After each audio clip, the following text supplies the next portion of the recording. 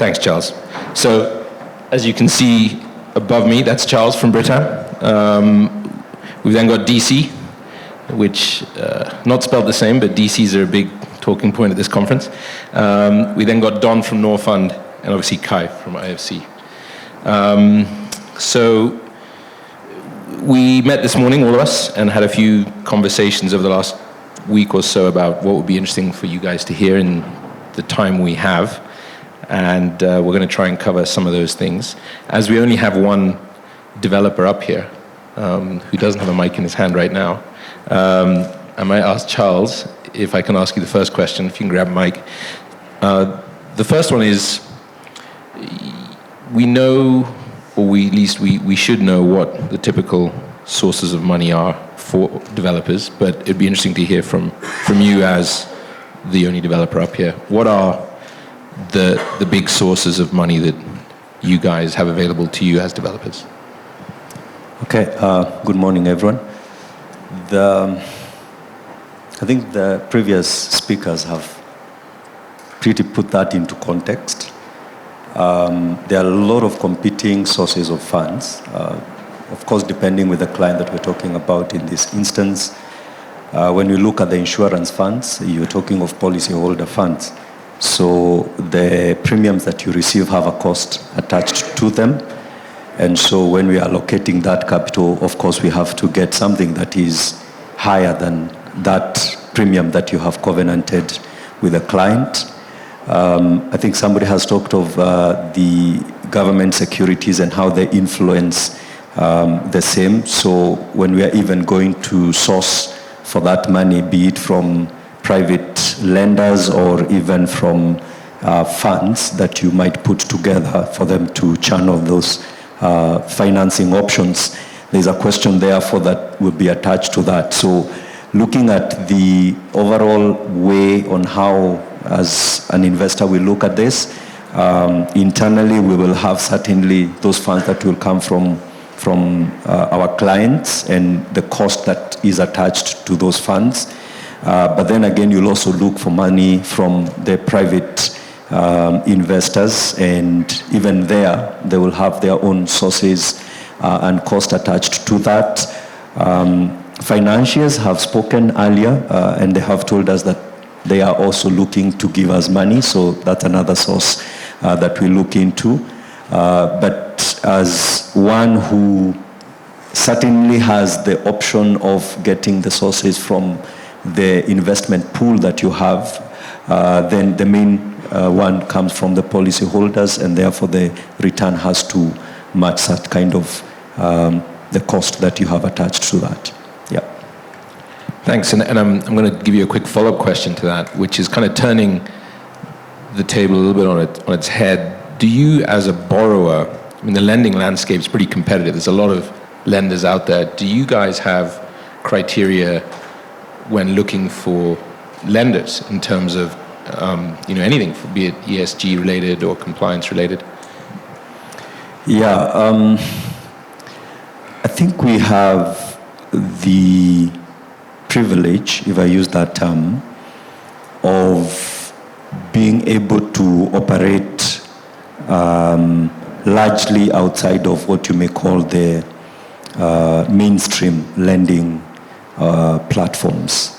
So in this instance, what you want to provide to people, and mainly high net worth investors and institutional investors, is investable opportunities for them.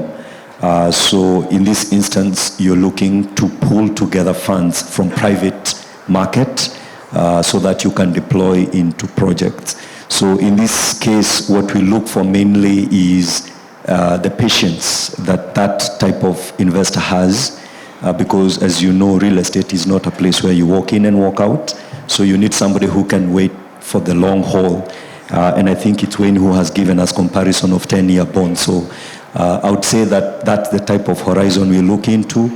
And so mainly not from the mainstream, but looking at structured products that I can pull funds from various high net worth investors and then deploy into real estate. That has been the main criteria, and the patience that comes with it. and certainly you tend to look at a higher value per commitment than the normal, what you may call retail investors. So you might find, just like the way you structure a D-REIT, you're talking of somebody who has 5 million and above, who can then be pulled together to deploy that money into any real estate project that you might have. Yep. Thanks. That was a great answer, considering I kind of just threw that question out there as a follow-on. But you're 100% right. This session is called long-term capital for a reason. The big difference I've noticed in the last decade or so is investors becoming savvy, particularly international investors, to the fact that real estate, especially real estate in Africa, is not a quick win. You've got to take a long-term view on it to see returns. But following on from that piece on the lender side of things, Kai, coming to you, and then I'll go to DC on the same question afterwards. Can you talk a little bit about the affordability of debt for your borrowers? Because that's obviously, with the world where it is right now, it's a very big subject. So in terms of IFC's debt investments in the property sector, we've been expanding our exposure. And for example, for the past year, we have deployed about $1 billion in this continent in the property space. About half of it is commercial property. 30% is hospitality assets. Surprisingly, 20%, or the remaining, is residential housing. And this is almost like doubling our exposure in the past 4 or 5 years. So we've been very active. And in terms of price affordability, IFC's mandate in terms of investment is to provide something that is not already available in the market. In this continent, it's usually long-term financing that's not affordable in the market. But our basic principle in terms of pricing is to price it at market. Which means, we tend to provide longer-term tenor loans, so we do take slightly higher risk, but the starting point's the market bench rate. So we look at other pricing provided by other commercial banks, and we try to be as close as possible. But the one thing that we try to avoid is to undercut the market by providing inexpensive loans. That's not what we're here for. We're here to basically support and create the market and expand the real estate market. So that's the pricing sort of principle that we follow. In terms of currency, we do provide, our bread and butter is hard currency, the USD loans, or any other hard currency loans, because our balance sheet is based off of USD. But we do offer local currency loans, which is often requested by our clients. But we tend to be slightly uncompetitive in terms of local currency, but we're trying to come up with a product that's more affordable to our local clients. So more expensive in local currency more expensive in local currency. Yes. So at DC, that's an opportunity for you guys, right? Yeah. So just to add on to what's been mentioned. So from an affordability perspective, as a senior debt provider, we do look to price competitive in the market and close to the market. So we offer local currency and dollars using the base rates that are known so far and the CARES. But our pricing also looks at the deal fundamentals, right, and the risks associated with that specific transaction. So as much as we try benchmark to the market and where everything playing, we also look at the fundamentals of that underlying cash flow to ensure that we're pricing for the risk of the cash flow or the trade that we're looking at. So, can you expand on that a little bit? And we ask our clients to kind of sort of agree with that principle, and also basically follow that performance standards when we're making our investments. Yeah. And I know I'm putting you on the spot. I'm sorry, buddy. But how is that weighted or measured going forward? Is there any kind of clarity you can give us on that? Like, if you're looking at an investment, is there some sort of weighting that you put on the green element that is a non-negotiable threshold or something like that? It is usually a condition of disbursements to fulfill what the client and us agreed before commitment. So it's a requirement, but there's no weight in terms of pricing or term differences. I mean, that kind of leads on to a discussion of sustainability-linked finance. So, I mean, that's a different topic. But, for senior traditional loans, I mean, that's the minimum requirement. And I mean, you mentioned you guys don't really compete with domestic banks. So it's more, the ideal scenario is that you're blended into a deal, you're clubbed into a deal where you're providing an element in the capital stack and they are as well, or in the debt. Is that how it works? Yes, I mean, we do sort of co-invest with other lenders. And if it's led by us in terms of syndicated loans, I mean, we ask our other co-lenders to sort of agree on the performance standards that we set for ENS as well. Cool, appreciate it. I know Don sent me the best email ever yesterday, which just said, hey, I'm not a real estate guy. I work for Norfund. But actually, it triggered a really interesting question, which was around kind of combo deals. So that element of corporate finance and the importance of the business that goes with the real estate. And I think that's more what you're looking at, right? Particularly in the kind of agri space and manufacturing. From your perspective, are you seeing it easier to get financing or invest in as a DFI deals that are not vanilla real estate, but are kind of, I guess, more of a hedge with the kind of business case and the real estate piece? Thanks, Mark. That's a good question. So previously, in our previous strategy, we did a lot of real estate through the hospitality sector, and we got a lot of lessons from that. I'd like to call them that. I think what really hurt us was on the cyclicality of the industry, which was really not allowing us to recycle capital, which is what we're established to do. We should be able to exit investments and recycle capital. So as a result now, if you bring anything real estate to our decision makers, they get quite jittery. So we've learned to approach it in a different way, which would be more of a mixed deal where you're trying to manage the real estate risk by bringing in another industry. So you could have a development that also covers something like retail, manufacturing, agro-processing. So that way you have the real estate risk, then you manage it by bringing in another industry that helps you with the risk diversification and also presents an opportunity for you to have stable cash flows as a result. So that's how we are looking at it right now. And I think it's where a lot of the DFIs of our size are probably looking at covering real estate, just trying to manage that and the uncertainty that comes with it. So, but also on the flip side, I guess, if you're investing in the business, you then get the asset as security, right, and collateral. And when you talk about DFIs your size, how big are you guys?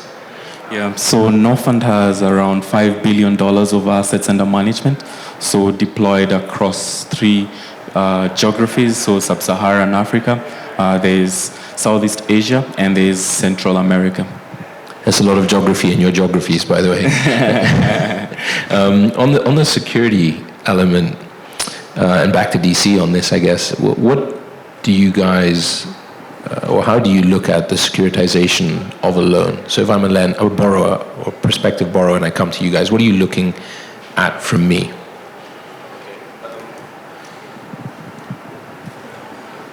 So I think the first one is the asset. So we'd look to take the asset as security. We'd link that to the cash flows or the assets. So we'd look to secure the cash flows that are used for debt service. And then structure dependent, some sponsor support, whether it's a corporate guarantee, whether we look to create a debt service reserve account just to buffer timing delays in collections on a multi-tenanted asset. So just as a basic, those where the conversation starts. And then obviously as the structure evolves, if you're looking at developments, you take some control of, not control, but you sign some of the development contracts so that there's an element of control and reportability from the stakeholders involved to the bank on obviously progress and any delays they foresee, so that you just manage your risk during the development phase and completion, just to be able to have sufficient cash flows to support the assets serviceability. Yeah. And what would you say is your biggest kind of NPL issue, let's say? So which type of asset classes or deals are not performing?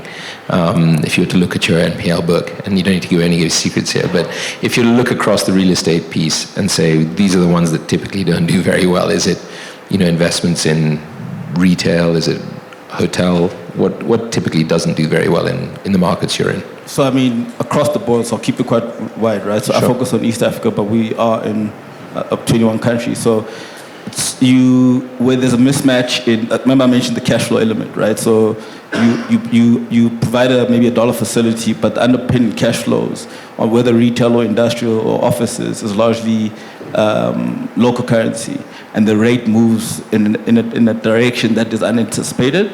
That's been one. Second one is when you have a fair amount of new tenants that haven't stabilized, when the macros play against them and they fall off, and again, maybe you have a mismatch in that. And then, I mean, we all went through the last couple of years where the base rates were sub 1 and they jumped up to north of 5, and yes, they're tracking down again, but if there was no hedge in place on your interest rate, we saw some, maybe not NPLs, but a lot of assets take strain over the years. So you learn from those lessons, and so not to say that you wouldn't have a currency mismatch, but how you structure the facility slightly differs, how you look at the tenant profile slightly differs, and the hedging becomes a conversation up front to consider maybe putting 50% of your exposure with an interest rate hedge in place, and then other floating, so you also create some flexibility, the cash flows for the developer. Yeah, retail is a particularly vulnerable to, if they agree to leases in Forex and then they're earning obviously local currency and then the currency slides, then they're, all of a sudden they're beholden to these heavy leases and they can't finance them anymore. So that's a headache. And from your perspective, similar, Kai? In terms of what type of deals you're seeing? Yeah, I mean, very well? it's quite similar, but I mean, one more additional, I guess, trend that we see from past NPLs is that we try to shift away from project finance, sort of structure real estate finance deals. I mean, it's one of the reasons for the recent sort of success and expansion in IFC's property sector portfolio is that we try to take the corporate finance structure, meaning rely on the corporate sort of existing cash flow to finance a project in the real estate space. So, because I mean, project finance structures like, it's guaranteed usually in our case from a sponsor who's in another business besides real estate. And if that business struggles with whether if it's macro or competition, I mean, that whole project, the real estate project, would start to struggle as well. And a lot of times it would be incomplete. So it'll be very hard for us to recover the loan, and it becomes an NPL. And I mean, we have seen trends in the past couple of decades that, real estate investments or debt investments with project finance structure tends to be less successful. Yeah, that's actually led me on really well by coincidence to the question I had for Charles as next. So Charles, you're back up. Sorry for the break, or maybe you enjoyed it, I don't know. Is real estate, from your perspective as an insurance company fundamentally, is real estate still, and Wayne kind of touched on this when he started talking about bonds, is it still an attractive investment? And why? Is it still an attractive investment, and why? Yeah. I think there are a couple of considerations that we make. Number one is the stability of the cash flows from the real estate investments. And I think he's touched of the cyclicality on the hospitality industry and how that affects the projected cash flows. Because one of the fundamental things when you are allocating capital is where the money is coming from and what is it chasing, and what are the aspects around the new investments that complement or supplements the other one. So I would say yes, it still remains to be a worthwhile investment for us. I'm even happy because I think Wayne has made it clear it's not just for us, but globally there are a lot of people that are looking into deploying more into the real estate market. And then number two, there are a lot of conversations in the boardroom, in the decision-making process of alternative investments. And I don't think you can go into alternative investments and skip real estate because it's the anchor alternative investment asset class. There are a lot of expectations right now for, yes, the anchor sectors, that's your commercial real estate, residential, etc., but even other emerging asset classes within the real estate. And I think that's why I liked the conversation around education, data centers, and equally medical. Because the question is, how can we move from the traditional to something that is perhaps more stable and that will speak more into the future and that is resilient across the various cycles that come into the market. So we are into such kind of views and that's how we are looking into allocation of our capital even into the future. Yeah. Yeah, I mean, I think that you're spot on, right? It's that, and that there was a leading question that I asked, but the short-term return on capital might not be that attractive right now, but that loops us back to the subject of this whole panel and the subject of the whole conversation about real estate, particularly real estate in this part of the world, is that you've got to take that longer-term view on it and the kind of long-term stability on that. I mean, there was one, and I'm just watching the clock a little bit, but there was one interesting comment that Don made earlier outside about why they might invest in real estate in another market in this part of the world. Do you want to touch on that a little bit as to? Yeah, so what is happening is since COVID, you've seen a lot of countries, it's becoming quite difficult to repatriate dividends or interest or principal. So in East Africa, case in point, you have Ethiopia. Southern Africa, you have countries like Malawi, Mozambique. So as a result, because a lot of our investments, the thesis is around import substitution. So you source raw material locally, you process it or manufacture and sell locally. You're stuck with a lot of local currency. And the quagmire is, what do you do with local currency?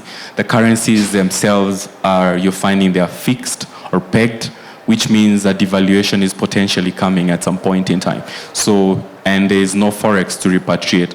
So what we're doing increasingly with a lot of our investees is exploring real estate projects as a way to defend the value of the currency. Because you can't repatriate. We believe in the short to medium term, the situation is going to be the same because a lot of these countries are facing structural macroeconomic issues, but in the long term, we don't view it as going to persist. And the intention is when the market matures and you have more stable currencies, then you're able to exit these real estate assets with your value having been protected rather than be sitting dark there with a potential devaluation coming.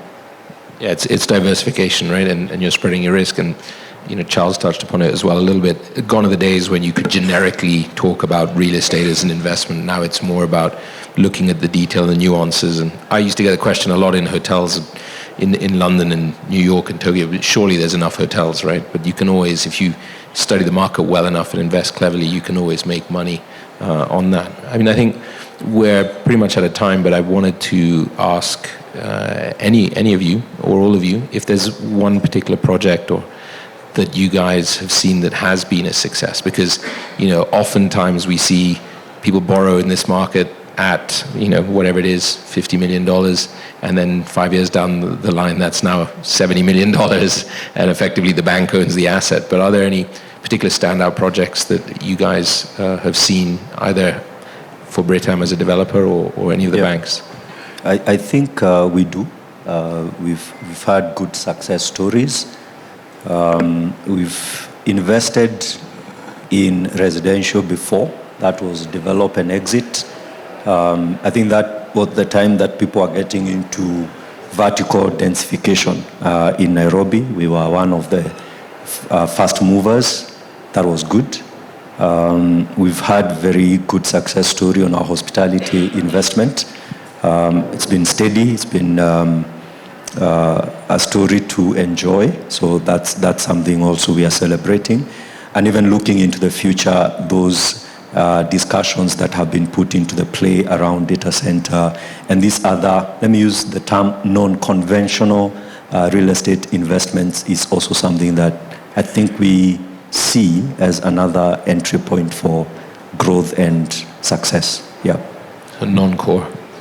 DC, you want to add anything to that? Yeah, exactly. Thank you.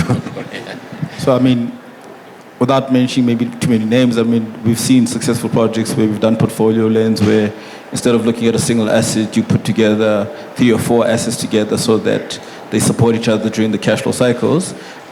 That's been a successful structure at project that we've done in Kenya. We've also done an office transaction out in Tatu City that's been very successful, underpinned by a very strong developer and a very strong tenant. So we have a couple of successful trades that we've seen with those principles in mind. Don, Kai, anything to add? Oh, he's got one. Yeah, so we've had some exits in the hospitality industry, some notable ones, some positive ones and also some negative ones, but I think it's been quite positive in the East African market. Although, as I say, the cyclicality doesn't allow us to rotate money. We've had to be patient. Yeah. I mean, one specific sector is, it's our strategic sector, real estate sector is housing. And it's rare for IFC to invest equity in the housing market. But 2 years ago, we were able to put into equity into a housing fund that was started in Kenya. I'll avoid mentioning names right now, but that was a big milestone sort of deal in the region to have a track record of equity investments in that sector. So, Awesome. Well, thank you, guys. I think ultimately we remain positive. I know we're out of time, and earlier we ended up pivoting into portfolios and REIT discussions, so we'll leave the stage before we start doing that. And thank you guys for listening.